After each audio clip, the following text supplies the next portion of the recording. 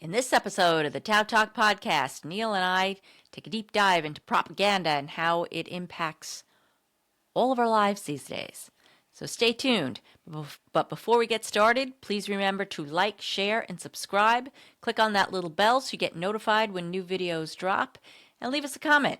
We love to hear from you.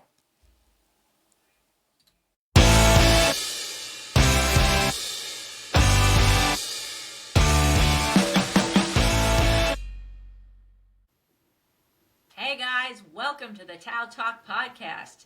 Today is October 11th, 2025, and we are here to talk about all the shit in the world. I am here with my co-host Neil. We're going to talk about propaganda. So Neil, take it away. Well, I think it really kind of goes to everything we talk about, right? It's this idea of are we receiving good information, right? Right. And so I've been following this candidate in Maine. I believe his name is Graham Plattner. Plattner. Graham Yep. Plattner. Going for Susan Collins' seat. Go Graham. Right. And he's in a Democratic primary. Now it's a three-way Democratic primary. All right. And the way he identifies, he just identifies as an average person. Yeah, very, very just a regular guy's guy. Right, and he doesn't mince words. He doesn't care about his language. He doesn't care, like, he's unpolished. He's not somebody that's getting backed by these PACs and has these patented language. I mean, the governor who they're running against him, who just entered the race today, I don't remember her name, but she's part of the same class, right? That needs to change at this point, and so I thought what he said was really interesting. I'm gonna play that now, and then we can talk about it. Okay.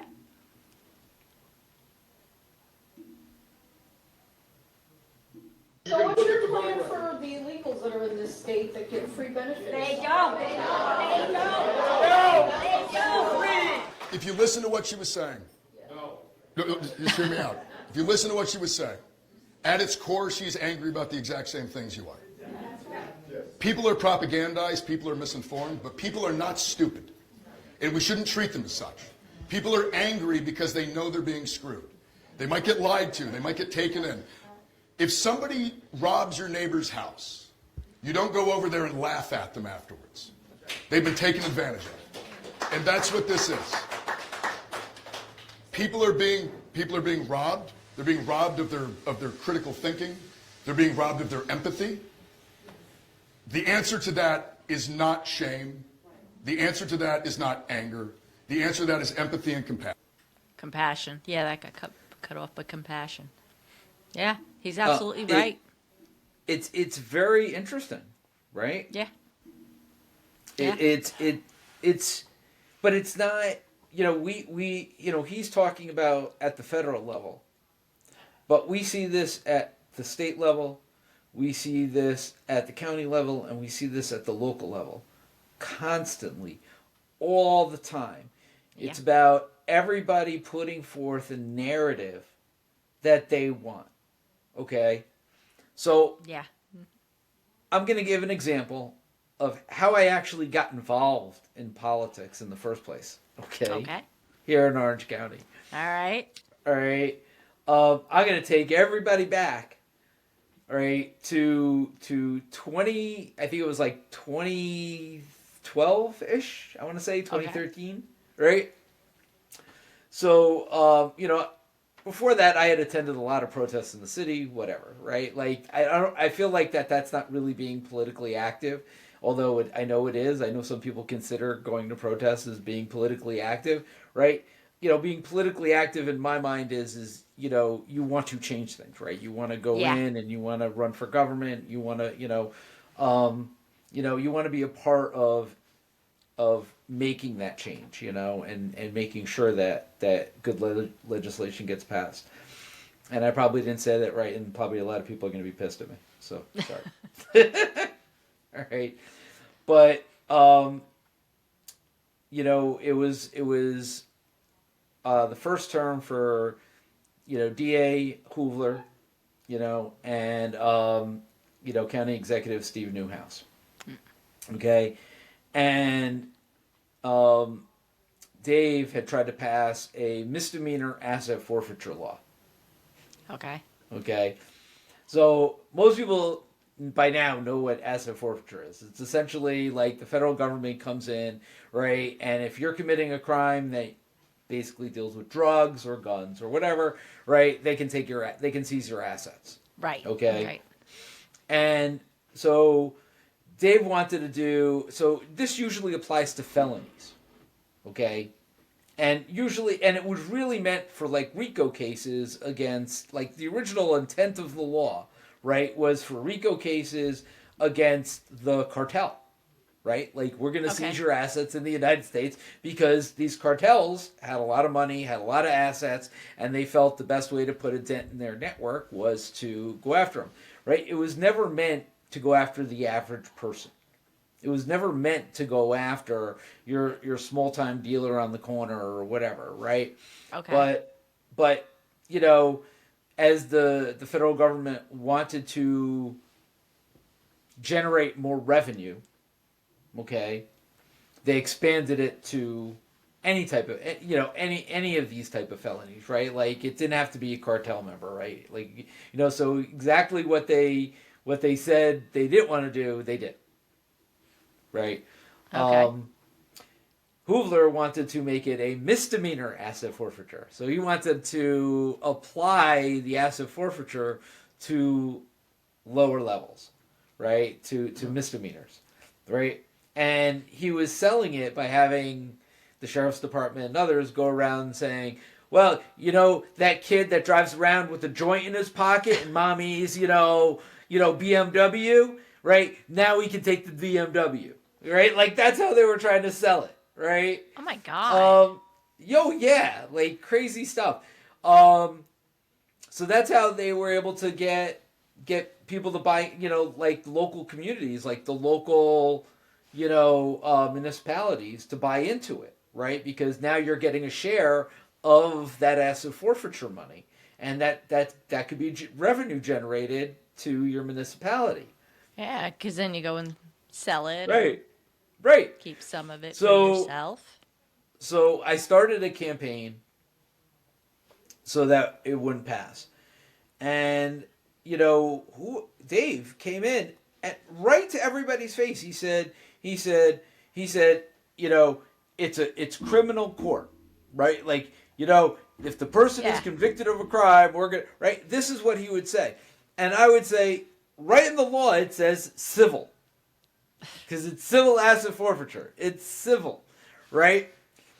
And he kept swearing up and down, and then I read the law, and, I read the law at the public hearing, and I said, dude, your rhetoric doesn't match the law. and Newhouse, it passed the county legislature, Newhouse vetoed it, so it never saw the light of day. That's good. But at the end of the day, that's right. It's all about how you phrase things, right, and how you get people to buy in. So your local officials aren't looking at it as these are my residents that may be taken advantage of, right? They look at it as this is going to help our bottom line, right? At the expense, and they don't really give a shit because they're like, we don't really care about those people anyway. Wow. Yeah, and that's pretty much where we are, Right. And now it's like millionfold. Yeah. Yeah. We don't care about people who are marginalized anymore. Nope. We don't care about helping people. We just care about taking their shit. Yeah. Right? We accumulate shit, and then somebody else comes and takes our shit. Yeah. So we have to buy more shit.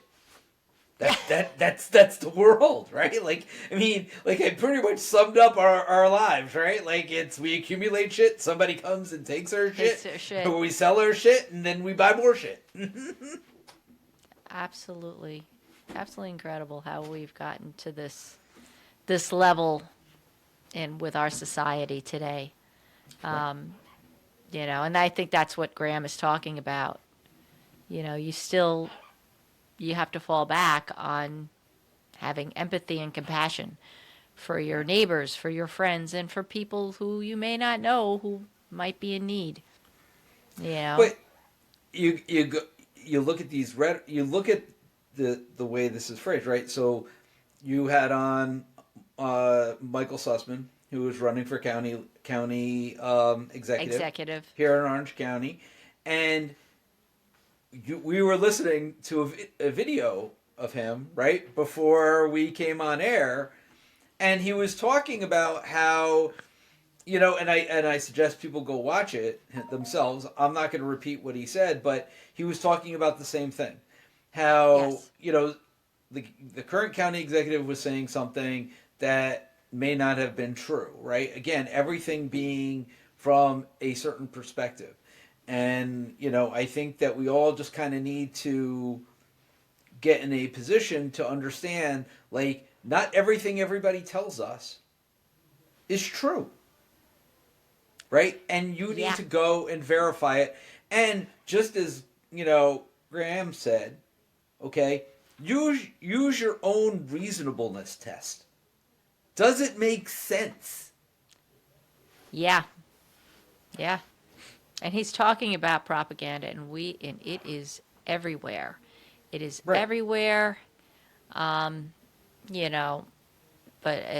mean, it's so bad right now. Like I never thought. It's literally like we are like Russian state media here. This some of the things that we hear on TV. I mean, I actually, I've canceled my Spectrum TV. I don't watch legacy media anymore, right? Because you just can't. You just can't, because either they're not telling the important stories because they don't want to deal with any backlash, or they just tell you a complete lie, things that absolutely aren't true. It's the lack of journalism, right? And journalistic integrity.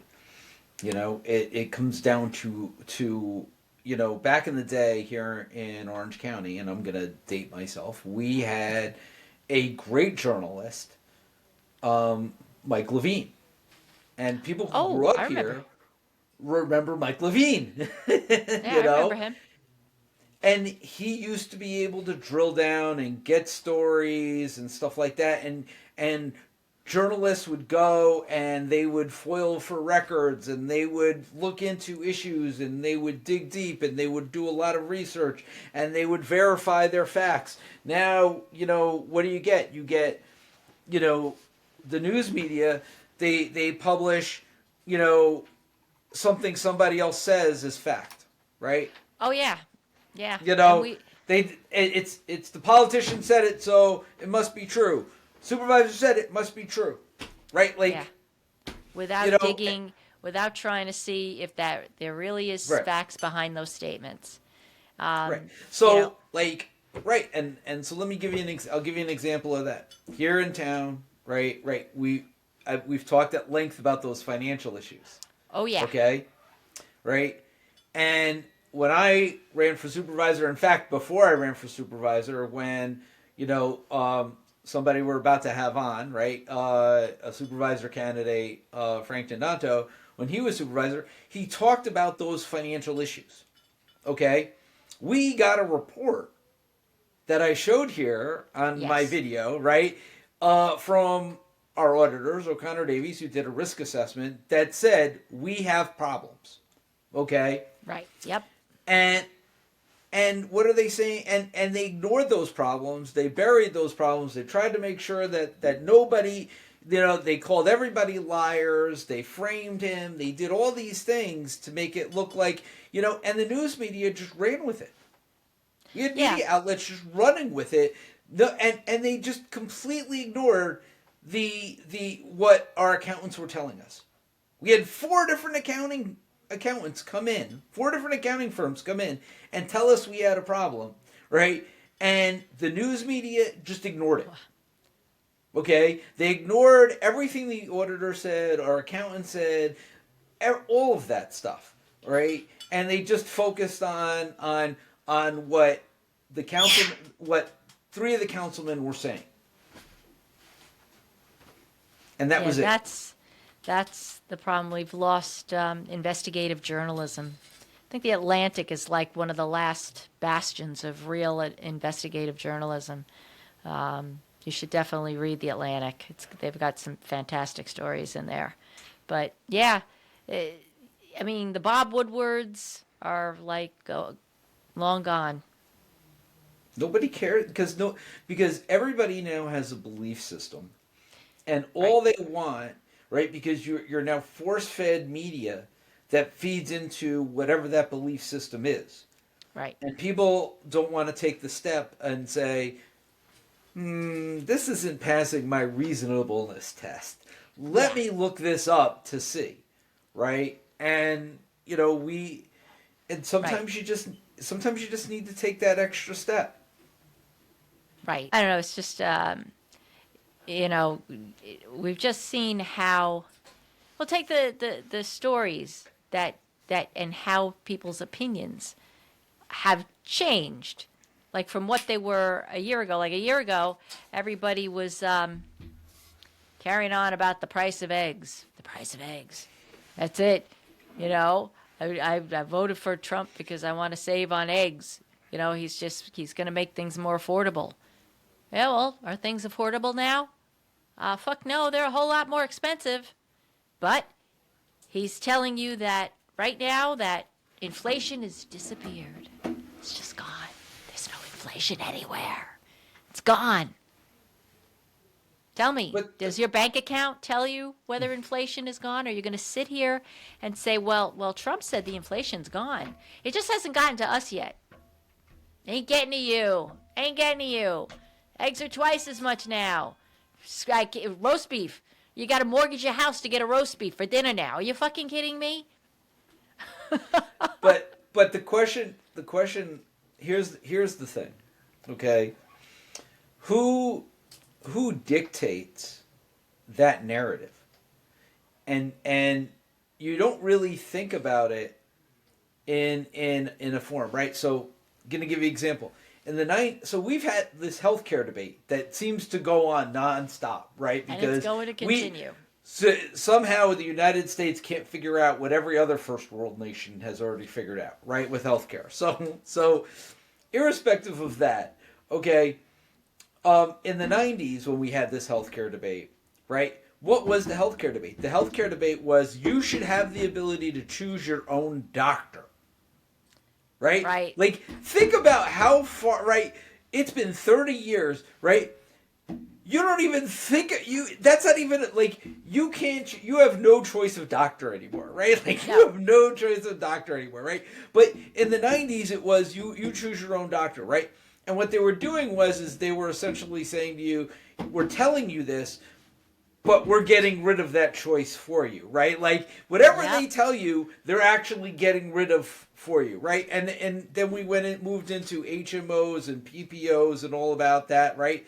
And it became, you should have the ability to choose your own insurance company, your own insurance, right?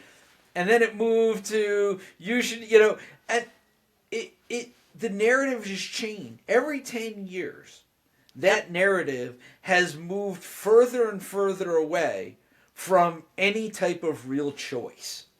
Right. Well, they wanted exactly. They're taking away your choices, and now they're taking a lot away.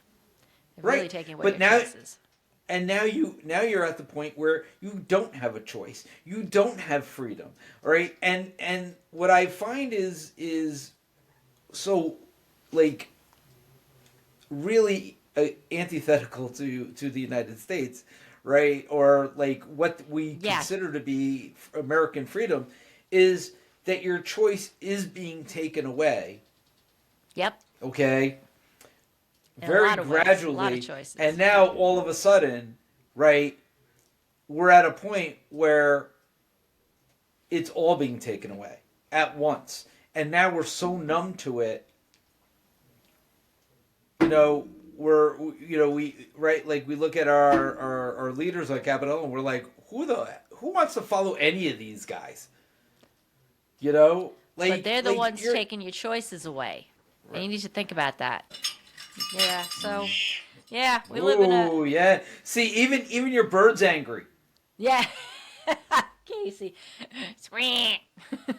Even your bird's angry. Even the bird's angry. Yeah. So yeah, we live in a crummy world. So this was a real somber discussion. Yes. But we'll do another. Not very happy at all. No, there's not a lot. But we'll try to make light of as many things as we try to in the next video. But this one we'll end right here. We do have some interviews coming up. And we plan to be interviewing Frank D'Andanto, who is candidate for the town supervisor. And you had your friend Alan. Yeah, Alan McLean. He might be coming on to join us. He ran for first ward councilman. I think about 4 years ago now. Okay, so we have him coming, and then we're going to be. I'm trying to connect with Maria Patrizia. If you're out there, we need to get you on here. David Furlan, we need to get you both. Are challenging each other. We'd love to talk to you both, and your positions about being judge for the town of Walk Hill. And maybe they'll let us moderate a debate. Well, that'd be fun. That'd be new ground for us. So hey, what do you think? What do you think of this crazy background? We decided to just zero in on the mic. Who wants to hear us moderate a debate? Yeah, put a like if you want us to moderate. If you're interested in us moderating a debate. While you're doing these guys to agree to it. Post some questions in there that you'd like to ask. But yeah, we would love to do that. Moderate a debate. See who's scared to come on our show and let us moderate a debate, right? Yeah. All right, guys. So we've got more stuff coming. So stay tuned. Like, share, and subscribe, and leave us a comment. Love to hear from you.